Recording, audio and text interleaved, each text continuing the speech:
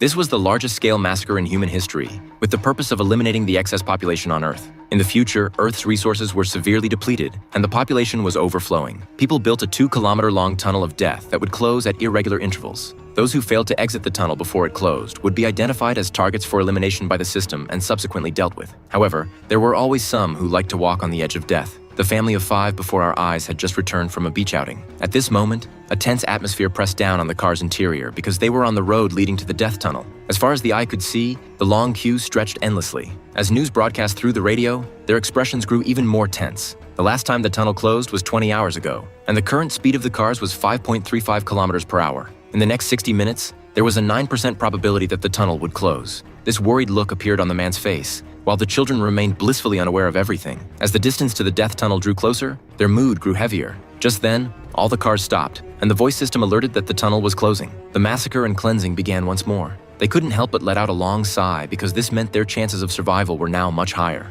Everyone got out of their cars and looked at each other, relieved they weren't part of the latest round of cleansing. Strangely though, this was already the 5th cleansing this week. When the tunnel doors reopened, the vehicles trapped inside had long since disappeared. The queue, stagnant for so long, once again drove deep into the tunnel. They would pass through this tunnel in 15 minutes. The man couldn't help but swallow nervously. With each beeping sound, it reminded them that they had now entered the tunnel. Everyone curiously looked out the windows. 2 giant fans loomed over everyone's hearts like the Grim Reaper. Just then, the tunnel suddenly went dark. The girls screamed in fright. The tunnel then quickly lit up again. The father attributed it all to the system possibly being outdated. Through the little girl's perspective, we could see they had already driven more than halfway through the tunnel. At this time, the boy and girl wrote their names on the car window. The whole family encouraged each other not to be too nervous. Suddenly, the car stopped without warning. The system alerted that a vehicle was changing lanes irregularly. Vehicles in other lanes continued moving normally. Only theirs and the neighboring girl's lane were at a standstill. The camera turned to show a car stuck between 2 lanes. The atmosphere in the car had reached a peak of tension. As the offending vehicle merged into the adjacent lane,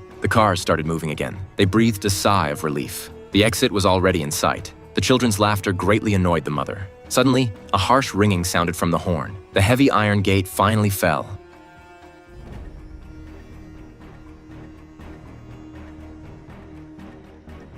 As the broadcast sounded in the car, they knew they had narrowly escaped. The family hugged each other, smiling happily. The only pity was the neighboring girl's vehicle. Because of the other family's irregular lane change, they were forever left inside.